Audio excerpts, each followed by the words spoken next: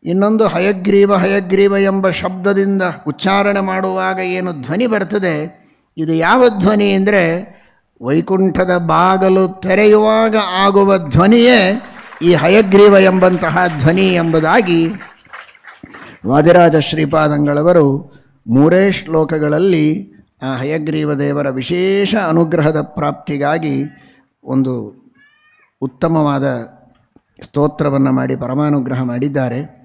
ಒಂದು ಪ್ರಶ್ನೆ ಬರ್ತದೆ,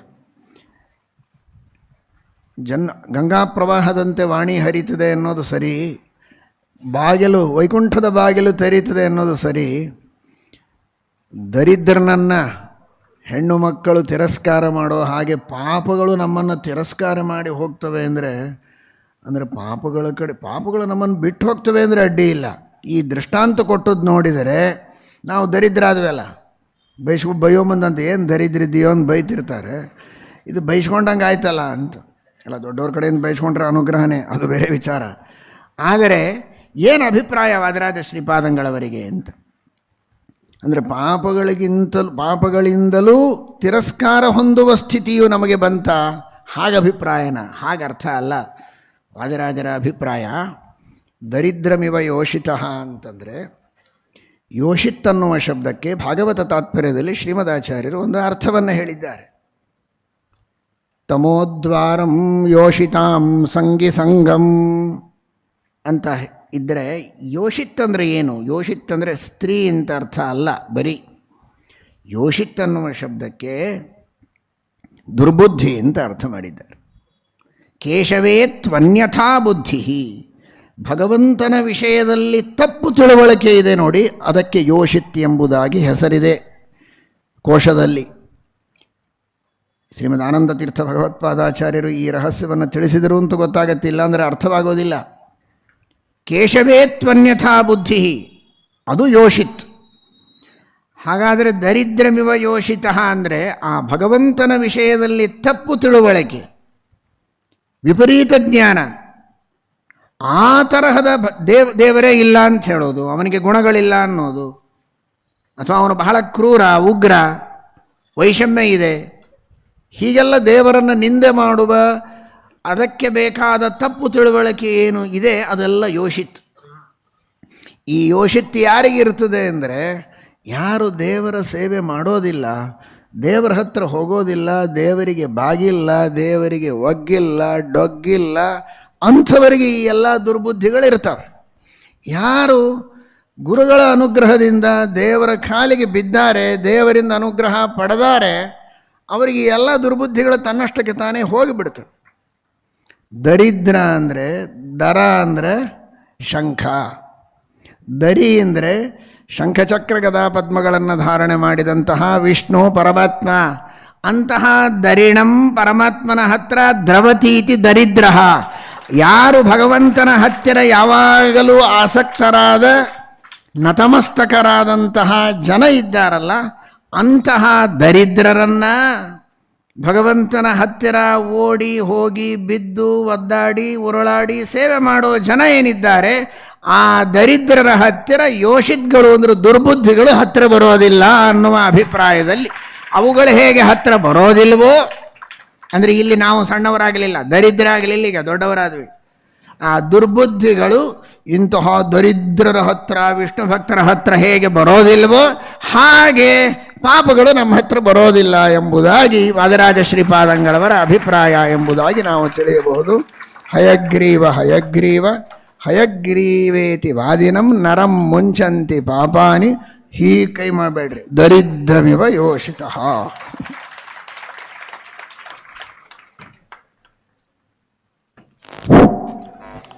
ಅಮೃತೋಪದೇಶದಿಂದ ನಮ್ಮೆಲ್ಲರನ್ನೂ ಪುನೀತರನ್ನಾಗಿ ಮಾಡಿದಂತಹ ಮಹಾಸ್ವಾಮಿಗಳ ಪಾದಾರವಿಂದಗಳಲ್ಲಿ ಅನಂತ ಸಾಷ್ಟಾಂಗ ನಮಸ್ಕಾರವನ್ನು ಮಾಡುತ್ತಾ, ಡಾಕ್ಟರ್ ಸುಭಾಷ್ ಕಾಕಹಂಡ್ಕಿ ಐ ಹಾಸ್ಪಿಟಲ್ ಕುಷ್ಟಗಿಯಲ್ಲಿರುವಂತಹ ಆಸ್ಪತ್ರೆ ಸ್ವಾಮಿಗಳ ಆದೇಶದಂತೆ 12 ವರ್ಷಗಳಿಂದ ಅನೇಕ ಶಸ್ತ್ರಚಿಕಿತ್ಸೆಗಳನ್ನು, ಐ ಆಪರೇಷನ್ಗಳನ್ನು ಸತ್ಯಧರ್ಮತೀರ್ಥ ಶ್ರೀಪಾದಂಗಳವರ ಆರಾಧನೆಯ ಹೊತ್ತಿಗೆ ಅದನ್ನು ಫ್ರೀಯಾಗಿ ಅವರು 12 ವರ್ಷಗಳಿಂದ ಮಾಡಿಕೊಂಡು ಬರ್ತಾ ಇದ್ದಾರೆ. ಅವರ ಸುಪುತ್ರರು ಡಾಕ್ಟರ್ ಸುಶೀಲ್ ಕಾಕಹಂಡ್ಕಿ ಅವರು ಬಂದು ಸ್ವಾಮಿಗಳಿಂದ ಆ ಪಟವನ್ನ ಬ್ಯಾನರನ್ನ ಉದ್ಘಾಟನೆ ಮಾಡಿಸ್ತಾ ಇದ್ದಾರೆ. ಈವರೆಗೆ ಅವರು 100 ಆಪರೇಷನ್ಗಳನ್ನ ಯಾವುದೇ ವೆಚ್ಚ ಇಲ್ಲದೆ, ಯಾವುದೇ ಹಣವಿಲ್ಲದೇನೆ ಪ್ರತಿ ವರ್ಷವೂ 100 ಆಪರೇಷನ್ಗಳನ್ನು ಮಾಡಿ ಸ್ವಾಮಿಗಳ ವಿಶೇಷ ಅನುಗ್ರಹಕ್ಕೆ ಪಾತ್ರರಾಗಿದ್ದಾರೆ. ಯಾರು ಅತ್ಯಂತ ಆರ್ಥಿಕವಾಗಿ ದುರ್ಬಲರೋ ಅವರಿಗೆ ಸಹಾಯ ಆಗಬೇಕು, ಅವರಿಗೆ ಒಳ್ಳೆಯ ದೃಷ್ಟಿ ಬರಬೇಕು ಅನ್ನುವ ನಿಟ್ಟಿನೊಳಗೆ ಈ ಸಮಾಜ ಸೇವೆಯನ್ನ ಆ ತಂಡದವರು ಮಾಡ್ತಾ ಇದ್ದಾರೆ. ಸ್ವಾಮಿಗಳು ಅವರಿಗೆ ವಿಶೇಷವಾದ ಅನುಗ್ರಹವನ್ನು ಮಾಡ್ತಾ ಇದ್ದಾರೆ. ಇಲ್ಲೂ ಯಾರಿಗೆ ಅವಶ್ಯಕ ಇದೆ, ಆರ್ಥಿಕವಾಗಿ ದುರ್ಬಲರು, ಅವರಿಗೆ ಫ್ರೀಯಾದ ಶಸ್ತ್ರಚಿಕಿತ್ಸೆ ಬೇಕಾಗಿದ್ರೆ ಅವಶ್ಯವಾಗಿ ಸಂಪರ್ಕ ಮಾಡಬಹುದು. ಮಠದ ದಿವಾನರಾದಂತಹ ಪಂಡಿತ ಶಶಿಧರಾಚಾರ್ಯರನ್ನು ಅವಶ್ಯವಾಗಿ ಸಂಪರ್ಕ ಮಾಡಿ ಅದರ ಲಾಭವನ್ನು ಕೂಡ ಇಲ್ಲಿಯವರು ಪಡೆಯಬಹುದು.